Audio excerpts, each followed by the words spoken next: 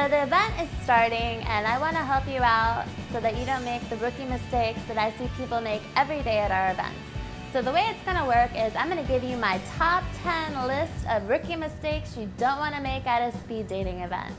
So my number one tip is don't get wasted. I can't reiterate that enough. It happens all the time. You know, just limit yourself to one drink before the event and then maybe one drink while you're dating, and that is sufficient. You're not going to be drunk. You're not going to regret things you say. Number two, breathing friendly is key.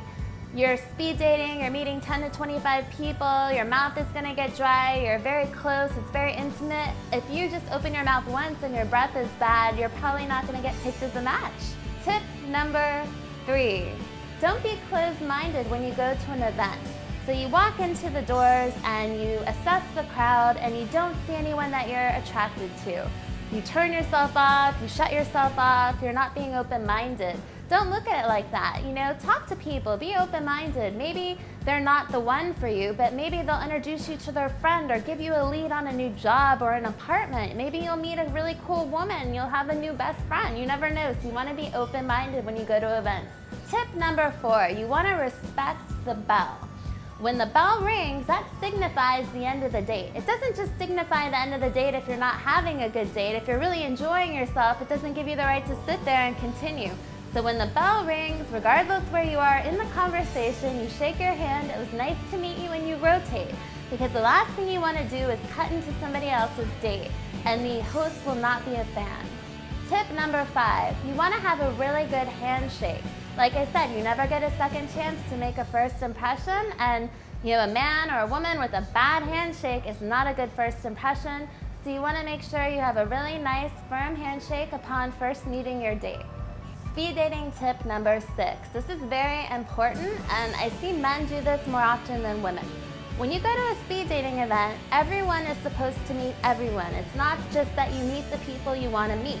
So if you're supposed to be dating number six, and you don't care for that woman, that does not give you the right to just skip her and go on to somebody else, or you know, take a bathroom break at that point. You need to meet everyone, and it's the right thing to do. Tip number seven, this is a very important one, and I see a lot of people make this mistake as well.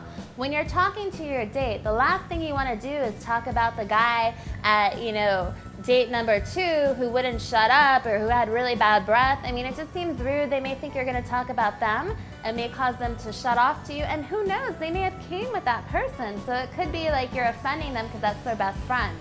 Tip number eight, like I mentioned, you're going to have a dating pamphlet and a pencil. You know, it's really good practice as soon as you sit down with someone and introduce yourself that you write down their first name. By writing down their name, it shows that you're at least interested. At a lot of events, I see people that don't write down the person's name or anything, and then that person gets that impression that you're not even interested in them enough to write their name down. So regardless if you're into them or not, just to be polite, write down their first name when you meet them. So tip number nine.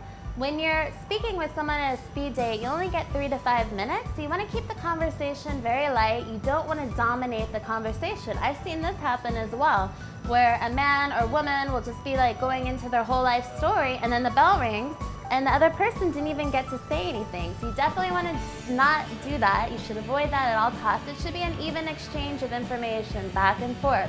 Where are you from? I'm from here. Where are you from? Tip number 10, and this is very key for speed dating. The whole thing with speed dating is it's supposed to be a really non-pressure environment, unlike the bar scene. You know, at the bar scene, women are constantly getting hit on and asked for their phone number. At a speed dating event, you are not supposed to ask people for their phone number. That is a taboo at speed dating events. So you'll get your chance to see if they selected you as a match, and that's how it works. Do not ask people for their phone numbers.